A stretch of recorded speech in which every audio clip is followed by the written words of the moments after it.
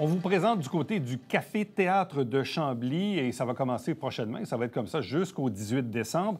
C'est Dr. Jekyll et Mr. Hyde. Je trouve ça intéressant et audacieux d'aller dans cette direction-là.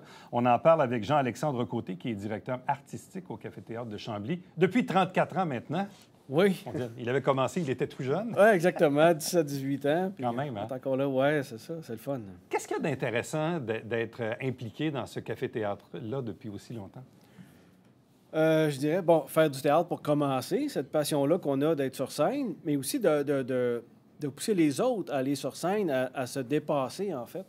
C'est le fun. Il y a des gens qui viennent nous découvrir à chaque année. Donc, ça crée des liens, ça amène un nouveau public, de nouvelles énergies.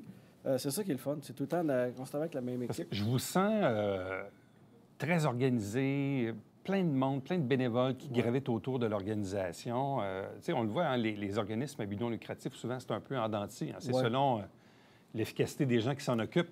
Or, j'ai l'impression que chez vous, il y a vraiment un fonds de commerce là, qui est présent, puis le monde il travaille fort dans leur... On a une stabilité. On a à peu près une centaine de membres, de bénévoles, qui font chacun, un paquet de tâches.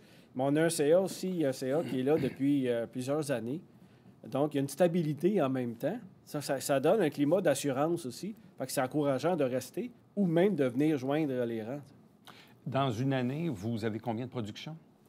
Là, on est à 7. On va tomber à 9 en 2024. Oui. Okay. 9 productions 9 pour l'année. Productions, oui. Et j'ai réduit. Au lieu de jouer 5-6 semaines, on va jouer 4 semaines chacune. Pourquoi? Bien, faire jouer plus de gens aussi. Et j'ai eu un creux. Avant, on donnait des ateliers aux jeunes. Et puis là, j'ai un manque de jeunes. Donc, on avait des plages horaires de disponibles. J'ai racheté une production. Puis en refaisant le calendrier, on coupe à 4 semaines chaque. Puis les membres aussi, 4 semaines, c'est déjà prenant. À 5-6, des fois, ça s'étirait. C'est tous les week-ends. Hein. Mais c'est ça qui est demandant. Il ne faut pas sous-estimer ça. Là, les gens qui nous regardent disent OK, tous et chacun, on a des passions, on est impliqué bénévolement dans des causes et tout ça. Là, c'est parce que, il faut pratiquer. Oui, c'est ça. Puis après ça, il faut les présenter, ces pièces-là. Donc, il faut être présent. On ne peut pas dire, moi, tel vendredi, ça ne me tente pas. Oui, je peux pas, j'ai quelque chose. Donc, l'engagement, c'est super important. Là. Tu ne peux pas passer ton tour parce que ça ne te tente pas une journée. Là. Non, exactement. Puis, c'est des gens qui, c'est pas leur métier, c'est un loisir. Ils ont des familles.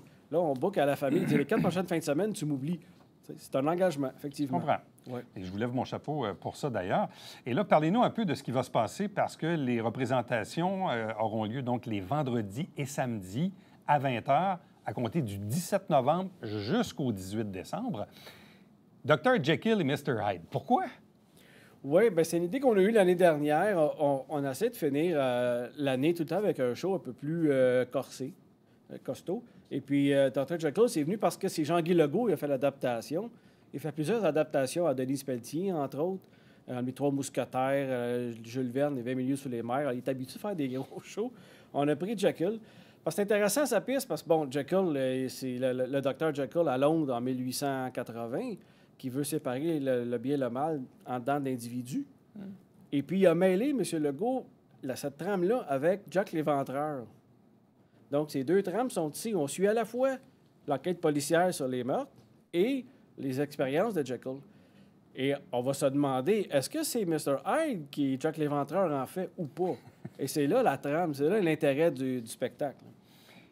Est-ce que c'est une pièce qui a été souvent présentée, ça, au Québec ou pas tant? Pas tant, non. Je pense qu'il l'avait fait une fois quand ça avait joué, je pense pour Denise Pelletier, si je ne me trompe pas, mais ça n'avait pas été repris. C'est pas tout le monde qui se lance là-dedans.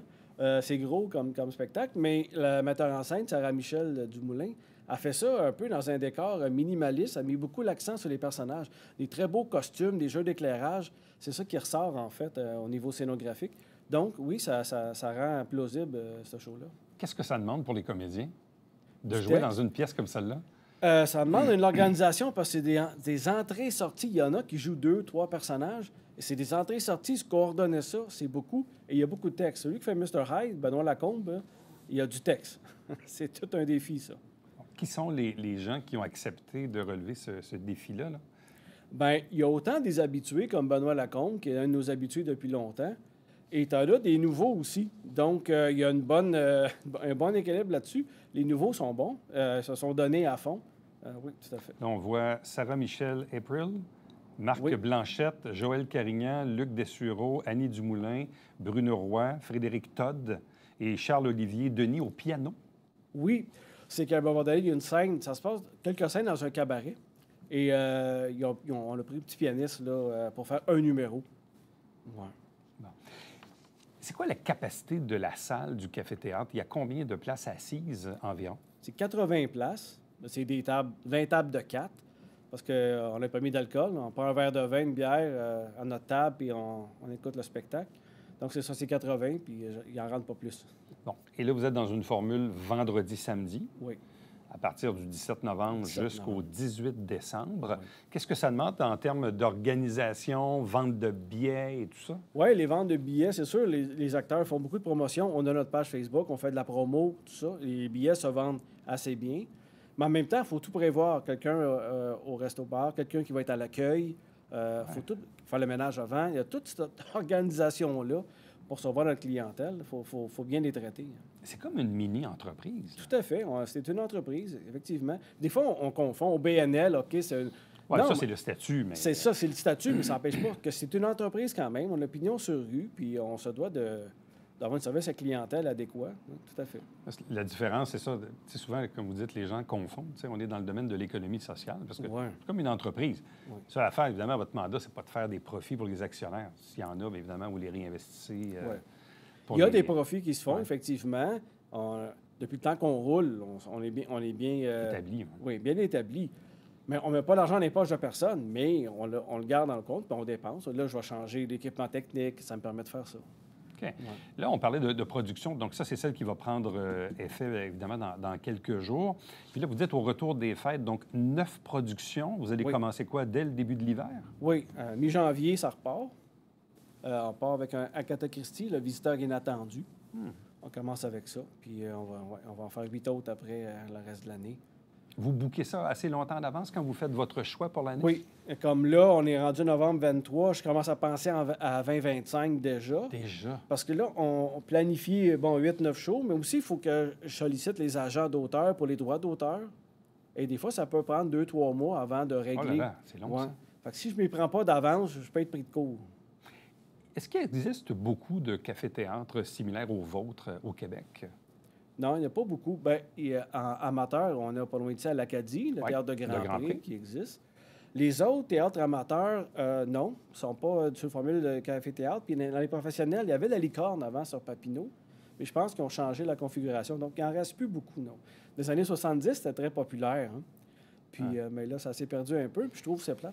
Mais qu'est-ce qui fait que Chambly a sorti du lot puis s'est maintenu pendant toutes ces années-là?